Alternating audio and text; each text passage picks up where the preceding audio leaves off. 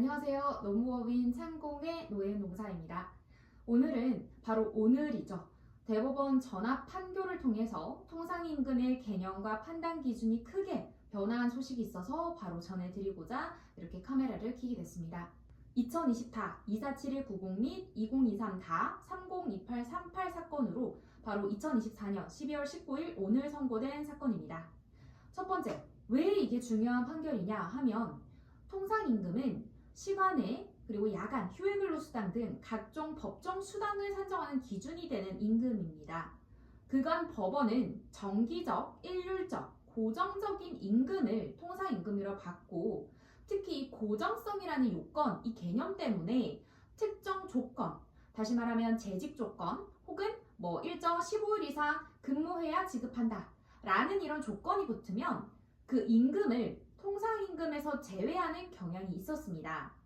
이 때문에 회사들이 재직 조건을 두어서 이 특정 임금을 손쉽게 통상임금에서 빼버리는 사례가 생겼고 이거는 근로자의 연장근로 등에 대한 정당한 보상을 축소한다 이런 비판이 제기되곤 했습니다.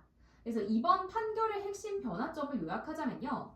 첫 번째는 고정성 개념이 삭제되었다라는 것입니다. 기존 판례는 근로자가 임의의 날, 즉 소정근로를 제공하기만 하면 아무 조건 없이 확정적으로 지급되는 임금만 통상임금으로 인정을 했습니다.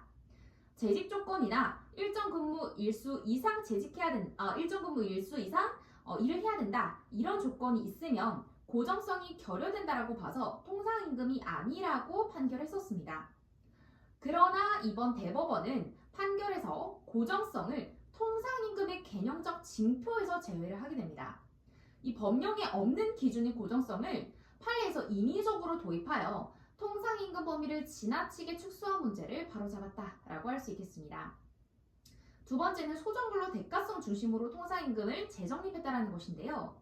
통상임금은 소정근로, 즉 약속한 정해진 근로 시간만 제대로 제공하면 지급되는 임금이어야 합니다.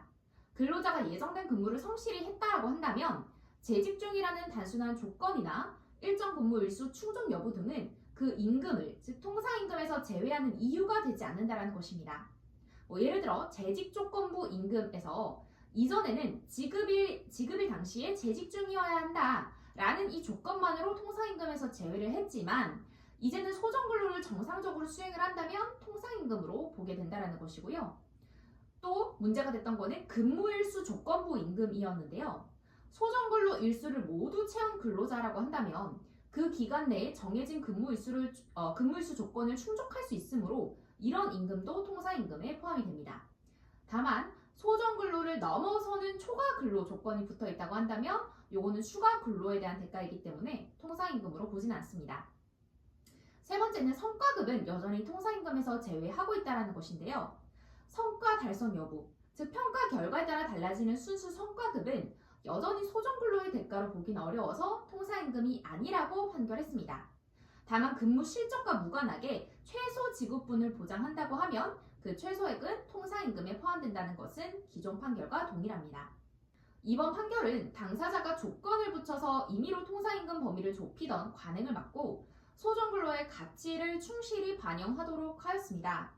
연장근로 억제와 정당한 보상이라는 근로기준법의 취지를 더욱 좀 살릴 수 있을 것으로 기대는 됩니다. 다만 이 판례 변경은 법적 안정성과 신뢰 보호를 위해서 2024년 12월 19일 이후에 통상임금 산정부터 적용이 됩니다.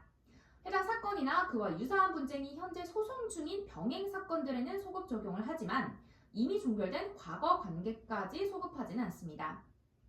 이번 대법원 전원 합의체 판결은 통상임금 판단의 핵심 요소였던 고정성 개념을 폐기하고 소정근로 대가성에 초점을 맞춤으로써 이 재직 조건부, 근무일수 조건부 임금도 통상임금에 포함될 수 있다라는 점을 명확히 하게 됩니다. 근무 실적과 전혀 무관하게 최소 보장된 임금은 소정근로에 대한 정당한 대가로서 통상임금이 된다는 새로운 기준을 제시했다라고 볼 수 있겠습니다. 앞으로 이 판결은 많은 사업장에서 임금 체계를 재검토하는 계기가 될 것으로 생각이 되고요. 노사 모두가 통상임금 문제를 다시 바라보게 할 것으로 보입니다. 지금까지 오늘 이렇게 새롭게 정립된 통상임금 판결에 대한 요약을 드렸습니다. 많은 도움 되셨길 바라며 추가로 궁금하신 사항이 있으면 언제든지 문의주세요. 감사합니다.